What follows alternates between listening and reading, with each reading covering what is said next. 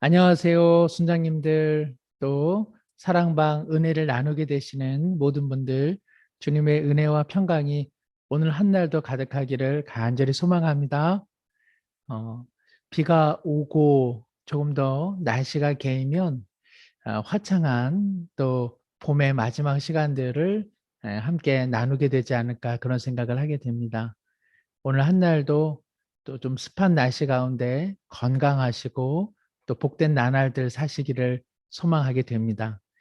오늘은 사랑방 우리 교재 11과 주님 믿는 가정, 또 주님 믿는 가족 무엇이 다른가 우리 함께 은혜를 나누겠습니다. 오늘 본문 말씀은요. 에베소서 5장 33절에서 6장 4절까지의 말씀입니다. 저희가 사랑방 한주 지난 설교를 가지고 나누게 되는데요. 그 내용들 다시 한번 확인하시고 생각하시면서 오늘 본문 함께 읽겠습니다. 그러나 너희도 각각 자기의 아내 사랑하기를 자신같이 하고 아내도 자기 남편을 존경하라. 자녀들아 주 안에서 너희 부모에게 순종하라. 이것이 옳으니라. 내 아버지와 어머니를 공경하라. 이것은 약속이 있는 첫 계명이니 이로써 내가 잘 되고 장수하리라. 또 아비들아 너희 자녀를 노엽게 하지 말고 오직 주의 교훈과 훈계로 양육하라. 월은 흔히 가족의 달 또 가정의 달이라고 이야기하죠. 그래서 그 2주 전에 우리 함께 부부에 대해 또 부모님에 대해 또 자녀에 대해 함께 은혜를 나누는 시간들을 보냈습니다. 어, 말씀을 들으시고 좀 삶에 또 가족 관계에 좀 변화가 있으셨는지 모르겠습니다. 조금 더 아름다운 또 은혜가 있다면 우리 사랑방에서 한번 나눠주시면 좋겠고요. 잘 못했다. 그러면 오늘 말씀을 통해서 우리 다시 한번 실천하는 그러한 아름다운 다짐이 우리 가운데 있으면 좋겠습니다. 자, 오늘 마음의 문을 열며 오늘날 혈연적으로는 가족이라 하지만 서로를 향한 진정한 사랑이 없어서 도리어 냉랭해지기도 하고 또 불편해지는 경우도 많이 있죠.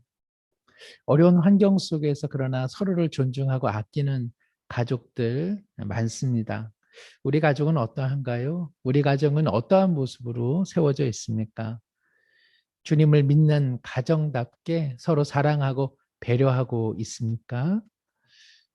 에베소서는 주님 안에 있는 온 세상 사람들, 또 유대인, 이방인, 남자와 여자, 남편과 아내, 상정과 종, 어찌 보면 조금 분리되어 있는 사람들 사이의 관계를 예수 그리스도께서 화평의 다리가 되어 오늘 우리 가운데 교회로 하나님의 백성으로 삼으셨기에 이 에베소서에는 사실 교회론의 내용이 참 비중을 많이 차지하고 있습니다. 그런데 또한 믿음의 관계로서 부모와 자녀, 또 상정과 종, 또 남편과 아내의 이야기도 중요하게 제시되고 있죠. 오늘 우리가 나누는 읽은 본문에서 첫 번째는 부부간의 모습, 두 번째는 부모와 자녀의 모습, 그리고 세 번째는 자녀를 향한 부모의 모습인데요. 이 말씀을 통해서 예수님 믿는 우리 가정 어떻게 좀 달라질 수 있을까? 함께 고민하고 나누고 또 격려받고 도전되는 시간이 되면 좋을 것 같습니다. 앞서 말씀드리면 참 가정을 섬긴다는 건 제일 어려운 일 아닌가 이제 그런 생각도 하게 됩니다. 부부 관계 또 부모님 또 자녀를 양육하는 것 뭐 세상에 많은 또 방법들이 제시되고 또 우리가 많은 내용을 알고는 있는데 참 실천할 때가 어려운 경우가 많이 있는 것 같습니다. 그래도 한번 마음을 다져보는 게 중요하다. 새롭게 결심해 보는 게 중요하다. 그런 생각을 하게 됩니다. 오늘 말씀을 통해서 다시 한번 다져보는 시간.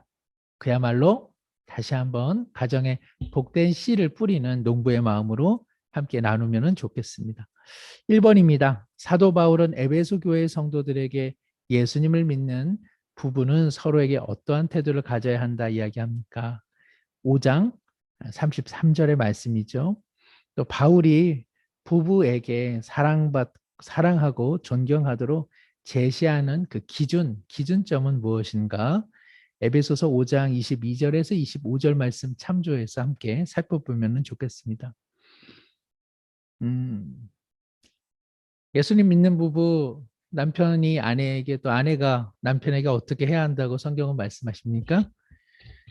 자기의 아내 사랑하기를 자신과 같이 하라. 누구에게 주시는 말씀인가요? 남편. 남편은 아내를 사랑할 때 우리 자신을 사랑하는 것처럼 사랑하라 이야기합니다. 남자가 강합니까? 여자가 강합니까?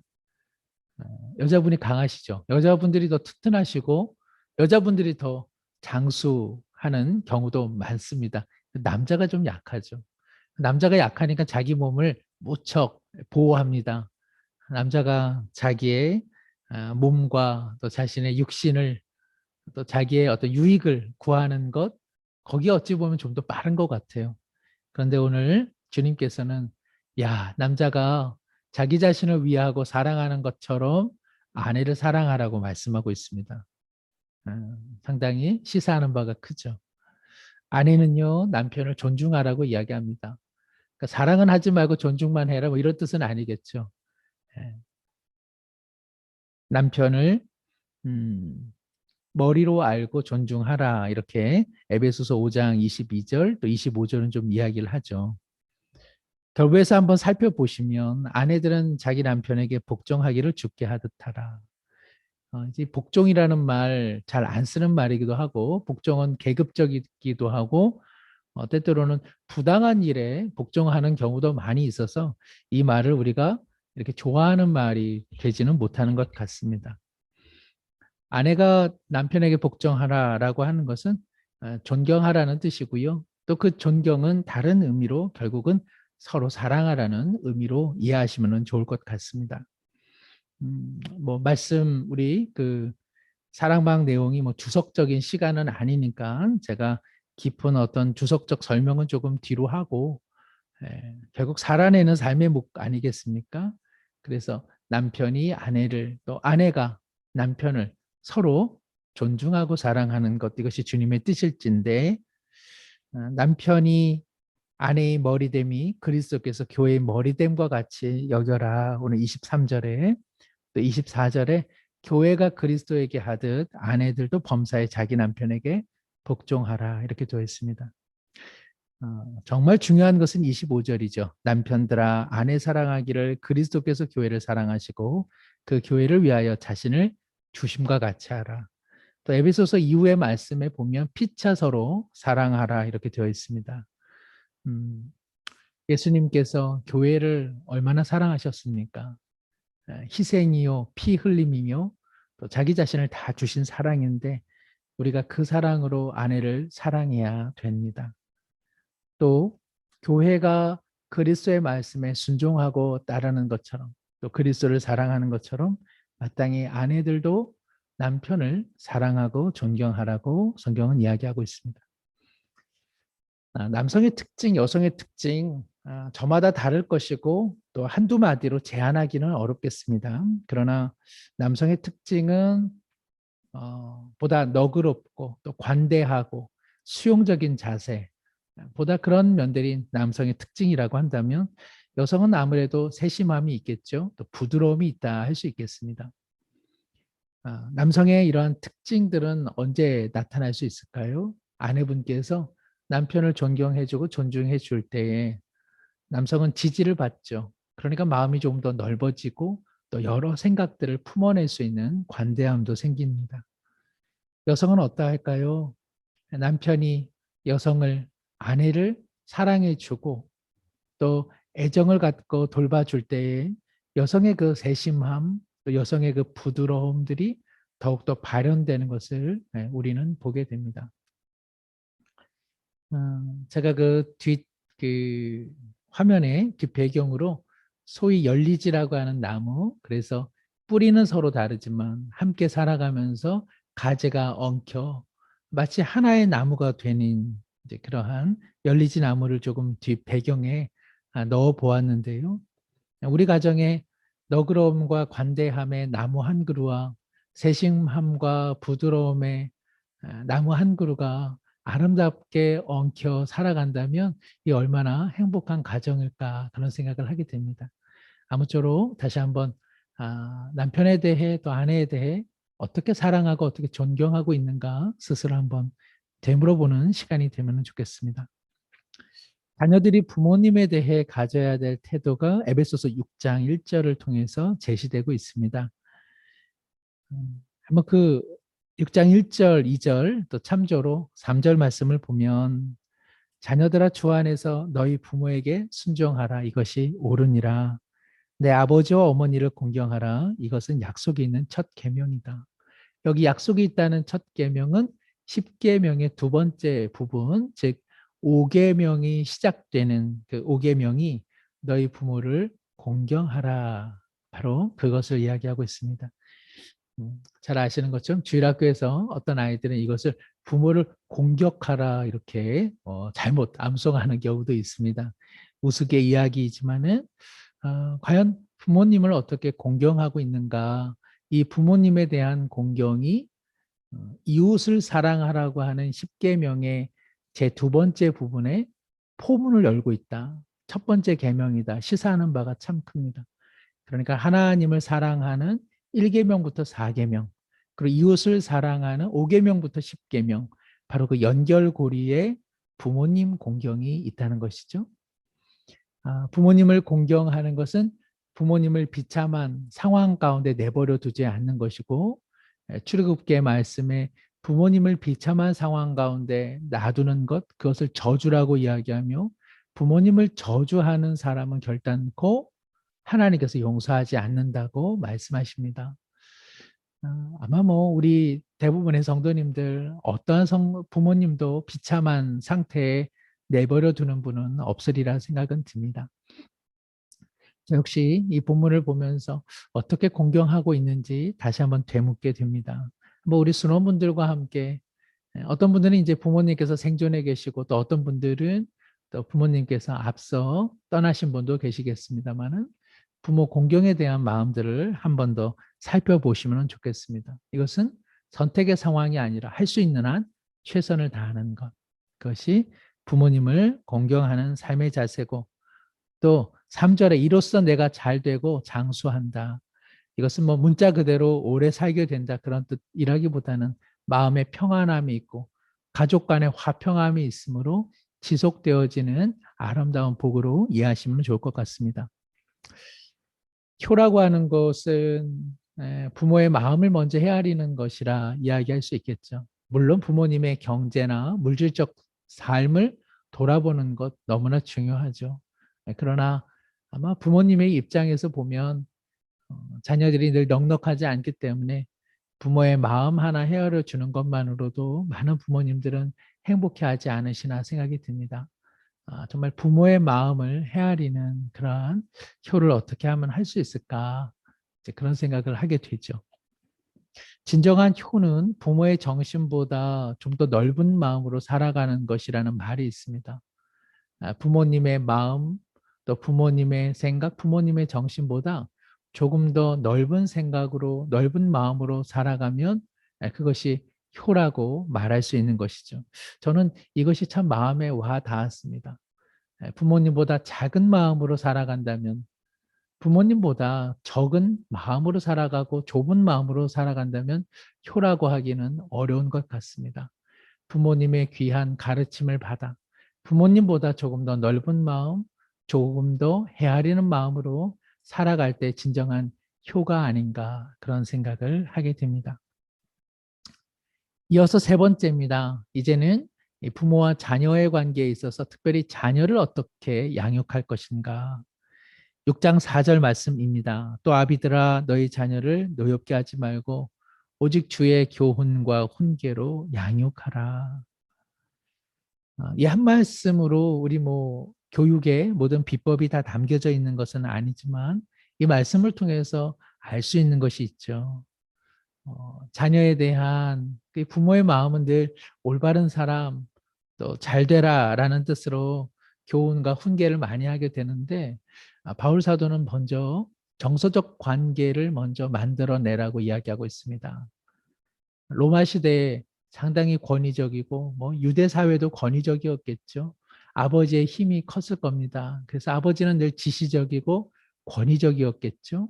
그런데 놀랍게도 바울 사도는 자녀를 향해서 지시적이고 권위적이고 가르침을 먼저 하기보다 노엽게 하지 말라. 즉 자녀의 마음을 살피고 자녀와 부드러운 정서적 관계를 먼저 확보하는 일이 대단히 소중하다라고 이야기하고 있습니다.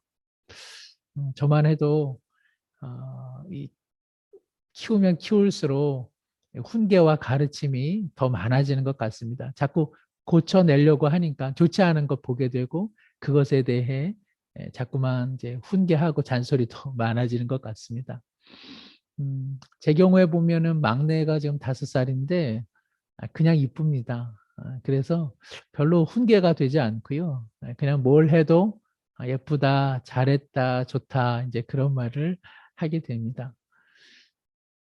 자녀를 키운다는 거 쉬운 일은 아닌 것 우리 모두가 동의하실 텐데 오늘 성경은 먼저 자녀들의 마음을 살피는 것, 그래서 부모의 어떤 상처, 부모의 어떤 기대치, 부모의 원하는 바를 자녀들에게 먼저 주입시키기보다는 그들의 마음, 그들의 삶 먼저 살펴보고 그 다음에 하나님의 말씀과 그리고 적절한 징계와 훈육으로 양육하라고 오늘 말씀하고 있습니다. 어떤 때에 부모님의 가르침이 내 삶에 큰 감동이 되었습니까? 또 어떤 때에 우리 자녀들은 부모님의 가르침을 좀 더 수용하게 됩니까? 한번 이 부분도 한번 살펴보시고 생각해 보시면 좋을 것 같습니다.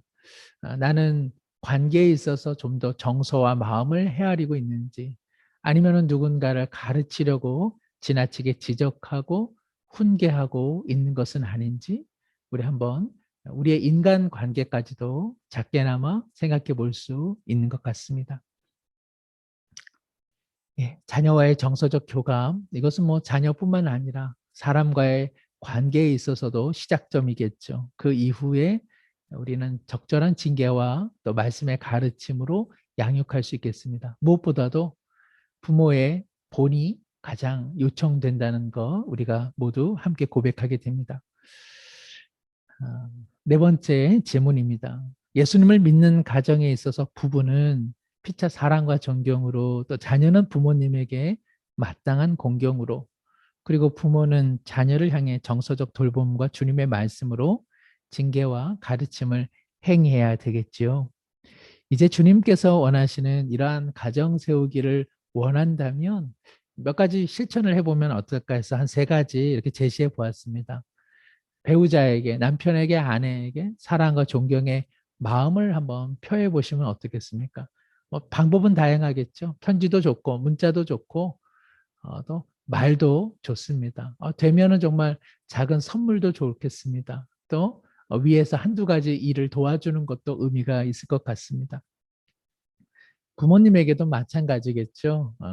뭐 5월 8일 지났으니까 이것이 아니라 또 부모님에게 한 번 더 안부 전화를 드리고 또 마음을 살피는 일, 또 참 부모님이 나의 부모님이어서 참 행복합니다. 참 좋습니다. 이런 것도 좋은 고백이 되리라 생각합니다. 저도 부모님에게 의외로 어머니에게 그런 말을 잘 안 하는데 이번에 작은 편지를 쓰면서 어머님이 저의 어머니인 것으로 인해 감사하다고 좀 사랑을 고백을 했습니다. 자녀에게 용서를 구하는 것, 자녀에게 혹 잘못한 것 있다면 용서를 구하는 것, 그리고 자녀의 관계가 회복되는 일들, 조금 더 넉넉하게 받아들이는 일들, 정서적인 교감을 이루는 일들이 선행되고 있는지 한번 살펴보시면 좋을 것 같습니다. 저도 여기다 적어놓고 보니까는 좀 더 실천해야겠다 하는 생각을 많이 하게 됩니다. 우리가 이렇게 씨를 뿌려보는 것이죠. 그러면은 낙심하지 아니하면 좋은 때에 아름다운 열매가 맺어질 줄로 믿습니다. 자, 삶의 열매를 거두며 주님을 믿는 가정 달라야 할까? 마땅히 달라야 되겠죠. 우리 주님을 믿는 가정이요, 가족이니까는요. 그래서 부부 관계에 있어서는 예수님께서 교회를 사랑하심, 또 교회가 예수님을 받들고 또 사랑함, 그것이 우리에게 본이 되겠습니다. 아무쪼록 우리 믿음의 가정 가운데 부드러움의 너그러움의 남성의 나무와 부드러움과 세심함의 우리 여성 아내의 나무가 열리지처럼 피어나고 또 그렇게 자라난다면 가족은 얼마나 아름다운 공동체가 될까 그런 생각을 해보게 됩니다. 자녀들은요, 주 안에서 부모에게 순종하고 또 공경하는 것이 옳은 일입니다. 정말 이 부분을 우리가 놓쳐서는 안 될 것 같습니다. 부모님은 우리의 삶의 뿌리입니다. 삶의 시작점입니다. 하나님께서 우리의 부모님을 선물로 주셨음을 감사하고 또 자꾸만 그 감사함을 우리 부모님에게 표현하기를 원합니다. 바울은 기독교 가정, 자녀들의 마음 헤아리는 것이 먼저다. 그 후에 또 주님의 말씀과 적절한 징계로 양육하라고 우리에게 권면하고 있습니다. 결국 이 모든 가르침의 핵심은 삶이겠죠. 사실 몰라서라기보다는 실천을 하는데 번번이 또 우리 자신의 연약함 때문에 무너지는 때가 참 많이 있습니다. 해보는 겁니다. 그죠? 우리 다 함께 실천해보고 다짐하고 우리 또 순원분들과 함께 나눠보면 좋겠습니다. 항상 말씀드리지만 우리 사랑방 나눔은 혹여나 지적하는 것 아니고요. 또 뭐가 잘못됐다, 잘했다, 시비를 나누는 시간이 아니라 말씀에 기대어서 함께 나누고 또 서로의 다짐, 또 서로의 또 그런 그 각오를 함께 좀 마음을 모아보고 또 어떻게 실천했는지 함께 나누면서 그렇게 성장하는 우리 사랑방 되기를 간절히 소망합니다. 그러니까 이제 지식적인 면을 더 풍성히 하려고 이 모임 갖는 것이 아니라 나누는 것이죠.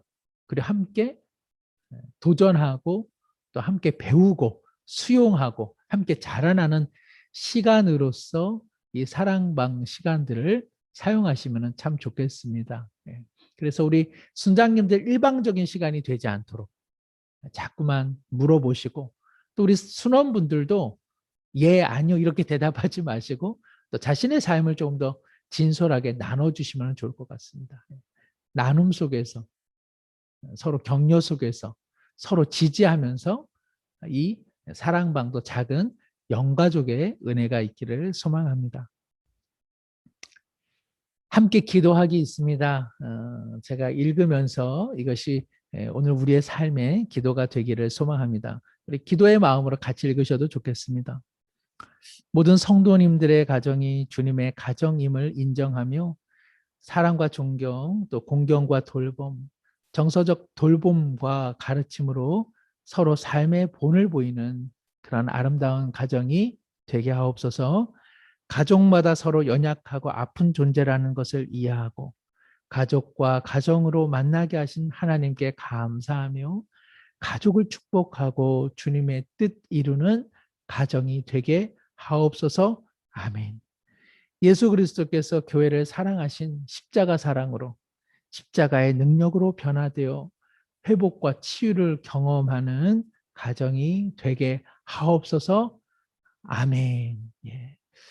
정말 주님께서 이와 같은 은혜를 우리 모든 가족들, 가정들에게 베풀어 주시기를 소망합니다. 다시 한번 우리가 낭망하지 않고 우리가 낙심하지 않고 이 선한 일에 마음을 다하면 우리 가정과 가족 가운데에 아름다운 생명의 열매가 맺어지게 될 줄로 믿습니다. 아픔이 있는 가정들 하나님께서 회복시켜 주시고 하나님께서 그 회복된 가정을 통해서 아름다운 믿음과 신앙의 가정으로 더욱 변모시켜 주실 줄로 믿습니다.